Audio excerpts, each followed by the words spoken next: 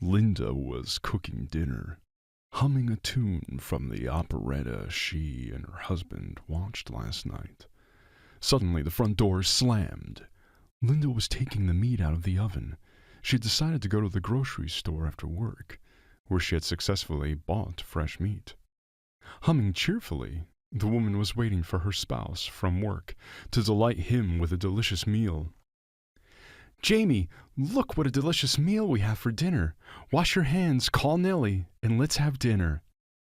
The spouse looked at Linda strangely and sat down at the table. He was clearly upset about something. "Jamie, is something wrong?" Linda asked cautiously. "Everything's fine," he answered with a sigh. "Maybe you don't feel well?" "No, I'm okay. Let's just finally have dinner." "Daddy!" Their 5-year-old daughter, Nellie, ran out of the room. "Why didn't you come in to see me, Daddy?" Linda quickly took the girl to the table and asked her to be quiet, saying that Daddy had a headache.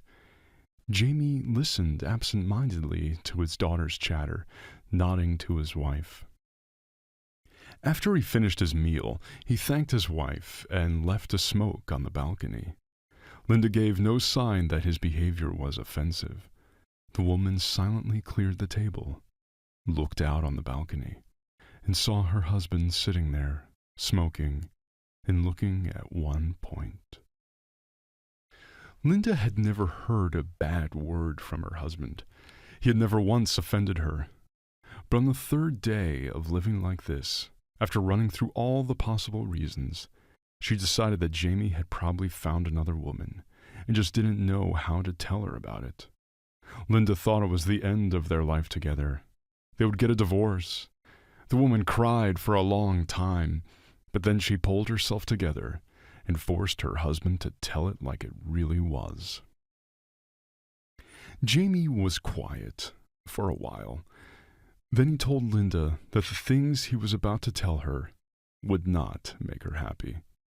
They would probably have to get a divorce. "I don't want to live apart from you and Nellie. I love you. I love both you and our daughter. But there can be no other solution. I have to pay for everything." "What on earth are you talking about? Is someone chasing you away? Why would you leave? We're so happy together." "After you know everything, I don't think we'll be together. But I can't do it any other way. I'm sorry, darling." "Oh my goodness. What happened?" "Apparently I was right," Linda thought sorrowfully. "He cheated on me, and his mistress got pregnant." Linda burst into tears. "Don't cry, Linda. Just listen to me, and then you can judge me." "I hate you, you bastard! Did you think of us? Did you think of me? Of Nellie? Why are all men such assholes? Do you realize that you've ruined not only my life, but your daughter's life as well?" "Linda, listen to me, I beg you. You and I didn't even know each other then, and Nellie hadn't been born. Hear me out, please." "I used to go on vacations to my grandparents, to a remote village. It's in the middle of nowhere, but the nature there is so beautiful. Pine forests on one side, and mountains in a blue haze of clouds on the other. There's also a river there. The water was very cold, but we went swimming anyway. There are beautiful meadows, pleasant herbal smells, and a lot of berries in the forest. Can you imagine, Linda? Sometimes the bears would come out of the forest and watch us, and then turn around and leave without hurting us. But we were not allowed to go deep into the woods. There were meadows full of herbs along the forest, fragrant clover, grass, chamomile, bittercress, wild onion, acacia, and even here's cabbage. There were so many varieties of herbs and flowers. There was asparagus, raspberries, and black currant bushes, and the forest was full of mushrooms. I spent my childhood in such beauty. Every summer I wanted to go to my grandparents. Can you imagine what it's like for us, urban boys and girls, to find ourselves in such a quiet and comfortable place? It was like being in a fairy tale. I had 2 friends in the village. We would have loved to stay there forever. There were no other children in the village except for us. All the young people also left for the city. Only seniors lived in the village permanently. All the kids and teenagers mostly came only for the summer. One day, when we were picking raspberries, I noticed a girl I didn't know. She had beautiful, honey-colored big eyes, long blonde hair, white teeth, and a shy smile. The girl seemed to be lost in time. Famous artists painted such girls on their canvases. She was very different. She smiled quietly and listened to us chatting. When she saw me staring at her, that girl was embarrassed and lowered her gaze. I was about 14. I couldn't stop thinking about her, and so I tried to find out something about her, but nobody saw her. Everyone was minding their own business. The next day I met her again, but no one else noticed her. Then I purposely went to the place where she was picking raspberries. She didn't talk, just smiled silently and sweetly all the time. One day, no one went to pick raspberries because it was out of season, so I went alone. No one was around. Suddenly I heard someone running right out of the woods. I thought it was a bear, but I decided to pull the bushes apart quietly, and I saw some old woman. She was dressed in black, but then she took off her headscarf and her clothes too, and I saw socks, sandals, long blonde hair. It was the same girl. I felt as if I were neither alive nor dead. "Who's there?" she asked softly. I was quiet. She asked again. "Is that you?" "Me," I answered, and I didn't know if she was expecting to see me or someone else. "Okay," the girl said. "I heard your name was Jamie." "Yes," I rejoiced. "My name is Jamie." "And my name is Nellie." So we sat and talked, me on one side of the bush and her on the other. Nellie was the same age as me, but she was very different. She didn't know the simplest things, and she listened avidly to everything I said. And when she found out that I was coming here by plane, she was so shocked. It turned out she had never seen a plane before. "I know what a plane is. I'm not stupid. I'm sorry, I have to go." "Wait, Nellie, are you offended or something? Wait!" But the girl began pulling on her clothes, sobbing softly. "Wait, Nellie, can I walk you home?" "No," the girl cried out quickly. "No, I'll go alone. You can't come with me." "Nellie, will you come here again?" "I'll try, but now go away, or there will be trouble." "Who's going to be in trouble? Me? I'm not afraid," I said mockingly. "Me, I'm afraid." And the girl disappeared into the thicket. All day long, I wondered who Nellie was and where she came from. I even began to believe in all of the fairy tales my grandmother had told me when I was a kid. Could she be a mermaid or a forest girl? Or maybe she was the granddaughter of a forest sprite. By evening, I couldn't stand it and asked my grandmother if there were any villages nearby.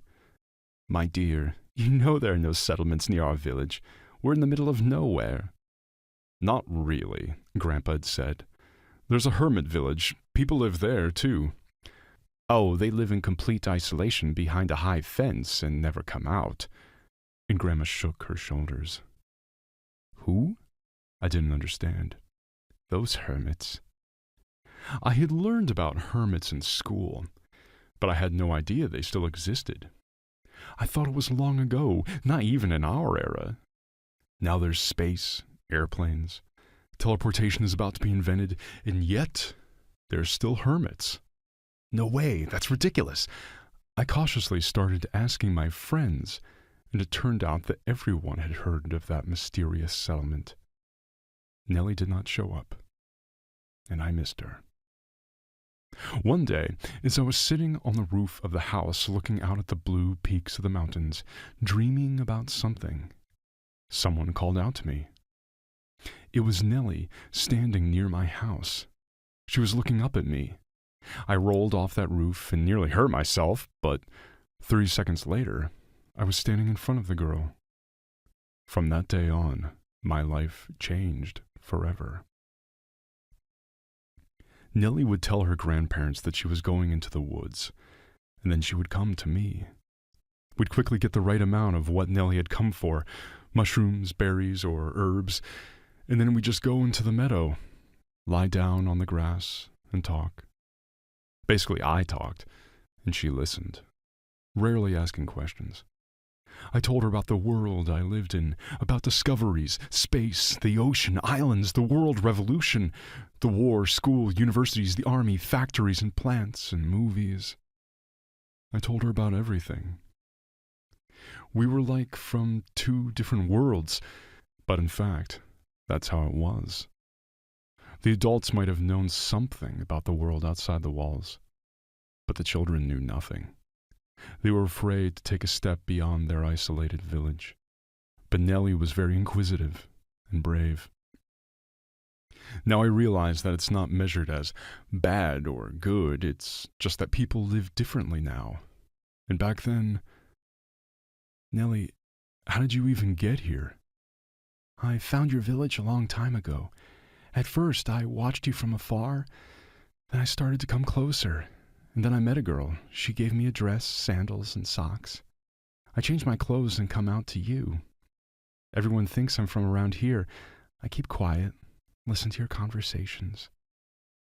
It was time to part ways. I had to go home. Obviously, I didn't want to leave. Nellie was crying. How about I write you letters? I'll send letters to my grandparents' address and you'll pick them up once a month? No, Jamie. I can only come here in summer. How am I supposed to get here in the winter? No, let's wait until next summer. You know what? Write me letters and then bring them to me. I'll hide them and read them next winter. And that's what we did. I wrote a letter every day, describing everything. School, the way to and from school, the lessons, the breaks, the weather outside. I was looking forward to summer very much. My parents offered to go to the sea abroad, but I flatly refused. I needed to go to the village. The summer flew by unnoticed. Winter came again. Then another summer, and we met again. I brought her simple gifts, a mirror, a notebook, pens, hairpins, and handkerchiefs. I thought I was very romantic. But we were tracked down by her brother, Adam. He was 2 years older. He and I had a terrible fight, and Nellie was crying and shaking at the time. She persuaded him not to tell anything to her grandparents.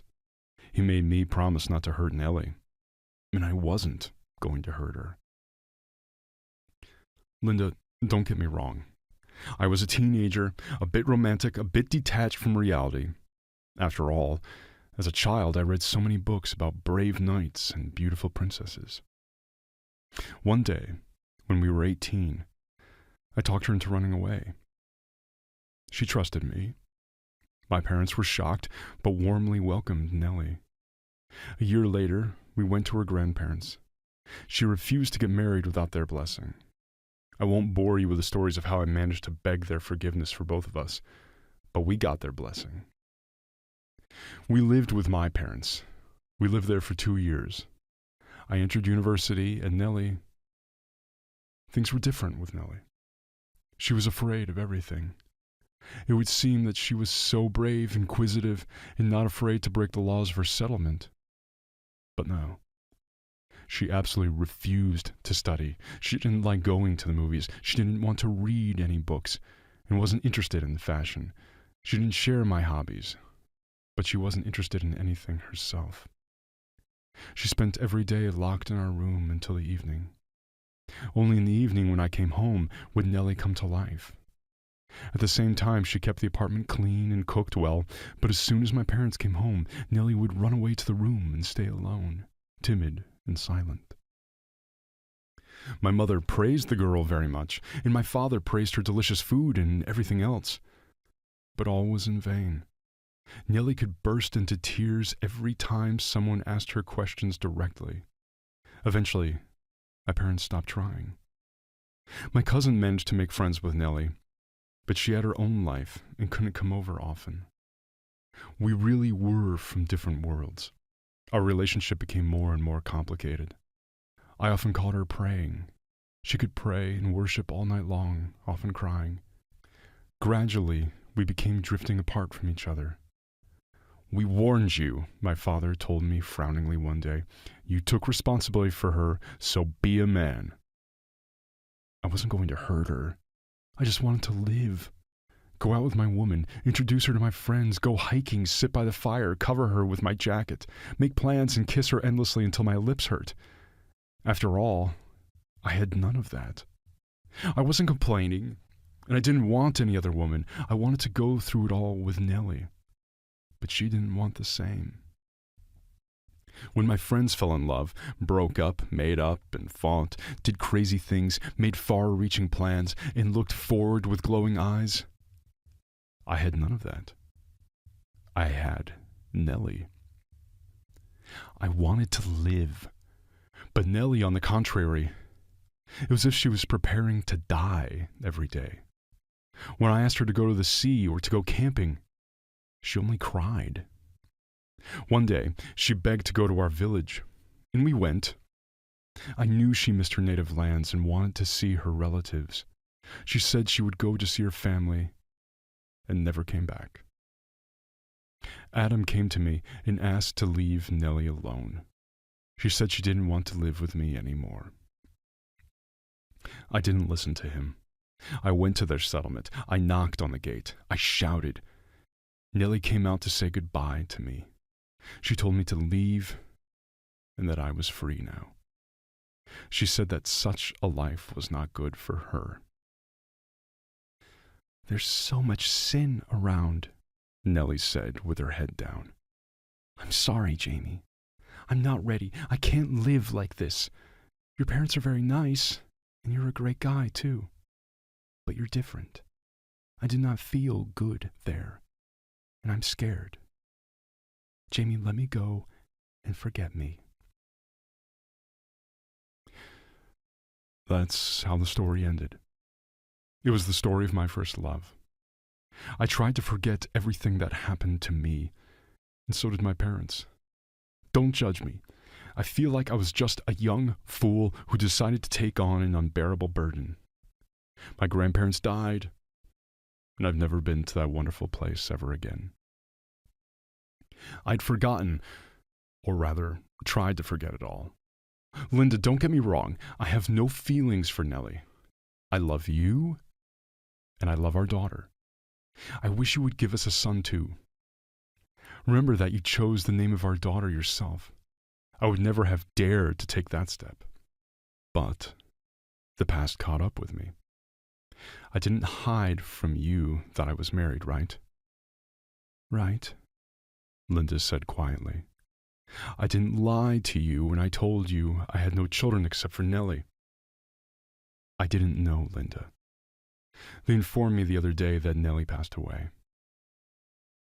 I swear that all these years I didn't even think of her, but Linda, it turns out that I have a son.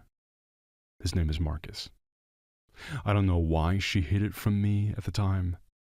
I understand you don't want this child, but I can't abandon him. I'm sorry. Linda was silent for a long time, and then she asked, childishly, if Jamie loved her. Why are you even asking me that? Of course I love you. You say you love me, but without talking to me, without explaining the situation, you've already decided everything for me. Linda, I'm not a little boy. I understand that you don't want my ex's child, already a teenager, who grew up in a completely different environment. What makes you think they'll give him up to you? How old is he? 13? 14? He's 13. Nellie's brother Adam found me. Don't you think the same thing could happen to your son as it did to his mother? She couldn't live here. What if the boy can't either? I've thought about that already, Linda, but I can't abandon this boy. Linda and Jamie had a very long and difficult conversation. Late that night, a frightened Nellie came into the kitchen. Mom, can I have some food? I'll eat and then you'll fight again. Daddy, do you want to leave us? Oh, my goodness, sweetheart. Come here. We're going to eat now. I will never leave you. It just so happens that you're about to have a brother. Really? The girl froze in excitement. Like my friends? Will you let me roll the stroller? No, Nellie. It just so happens that your brother is older than you. He's bigger and older. Wow. Is that possible? It happens, daughter. It happens. They were all so worried. Jamie's mom took a whole bottle of sedative, and Dad was pacing from corner to corner. Nellie wouldn't get off the windowsill, and only Linda looked calm. She controlled her emotions, but everything inside her was burning. She asked herself many times if she was doing the right thing. Marcus charmed everyone. He looks a lot like Jamie, her mother-in-law said with a quiet sigh. He's just like my son. Wow. They also look alike with Nellie. Their eyes. Linda imagined a sullen big teenager with an old-fashioned haircut, wearing an overcoat and knee-high boots. But he turned out to be a handsome boy with big amber eyes and dimples on his cheeks, just like Jamie and Nellie. The boy smiled shyly and held out his hand. An hour later, he was sitting with Nellie on his lap, and she was telling him about the funny situations that happened in kindergarten.